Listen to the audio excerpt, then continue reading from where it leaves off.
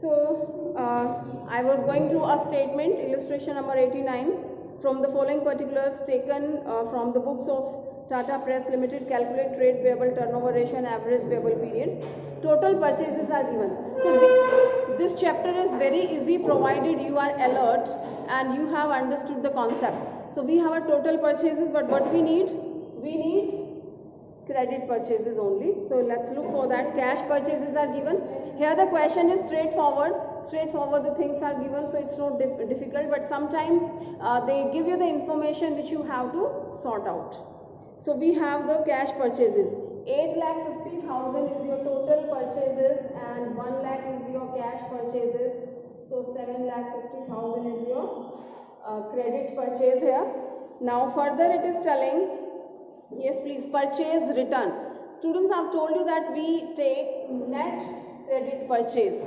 So this is your gross, okay, gross credit purchases. So we have to reduce the return minus purchase return, that is 50,000.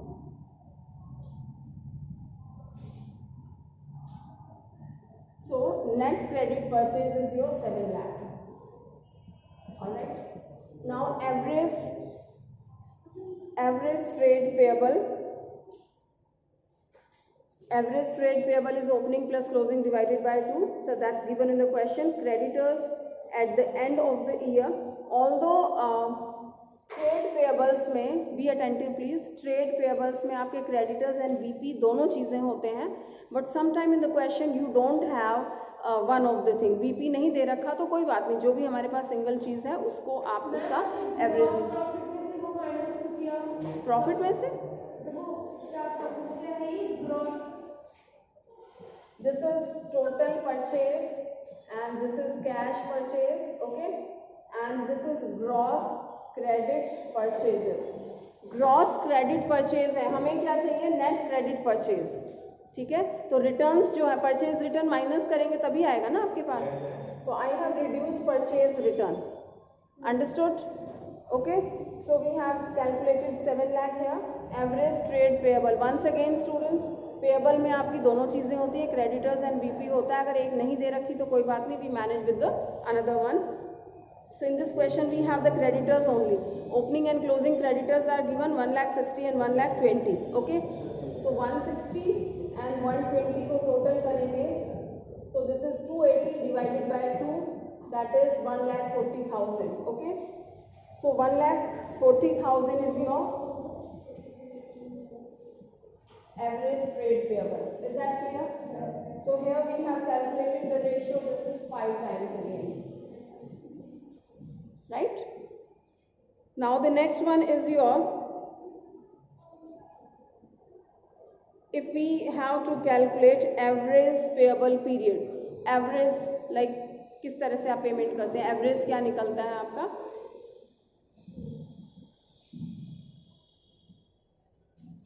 Average payable period, the formula, the same one, either 365 or 12 you can say, divided by trade payable turnover ratio.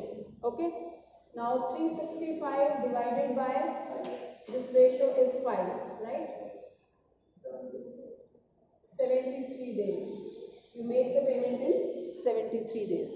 All right. And if you calculate month wise, so that will also come somewhere 2 point something. Understood? Now our next and last of this turnover ratios, that is working capital turnover ratio, right?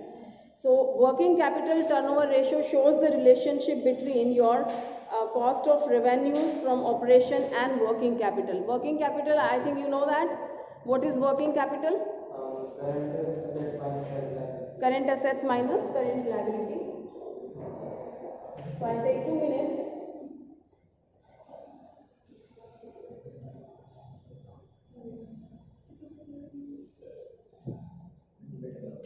This is working capital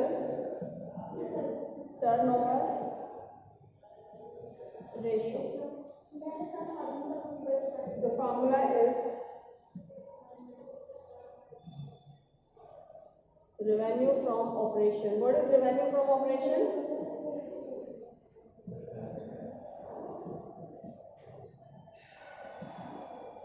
Yes, please. What is revenue from operation? Revenue from operation is sales, right? Sometimes we don't have the sales available and we have cost of goods sold, so we can take that also.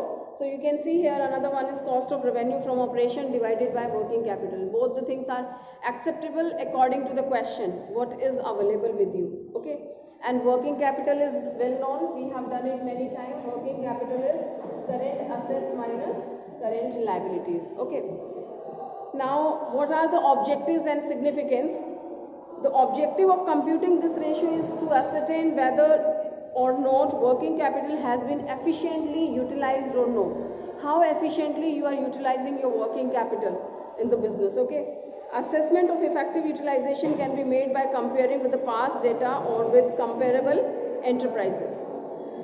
Now, high ratio shows efficient use of working capital, whereas the low ratio shows its inefficient use. Is that clear? One thing is there, if higher ratio is there, that means efficient utilization of your working capital.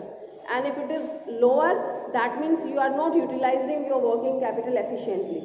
That's all. Okay? So, higher ratio is better, but extremely high ratio is not good in any of the case. Okay, so let's take one small example. Illustration number 93, and straightforward they have mentioned all the things.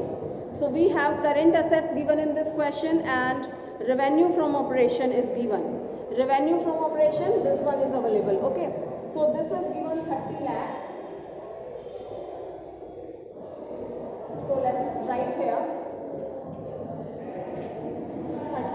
Divided by, we need working capital. For working capital, we have current assets 9 lakh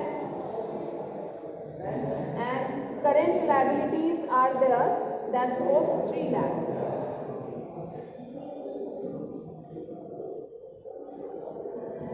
So this is 6 lakh is your working capital, fine. So this comes your 5 times. Is that clear? So here we have completed all the turnover ratios. Don't take it as a formality. Try to understand the things and complete the questions and illustrations yourself. Okay? Thank you.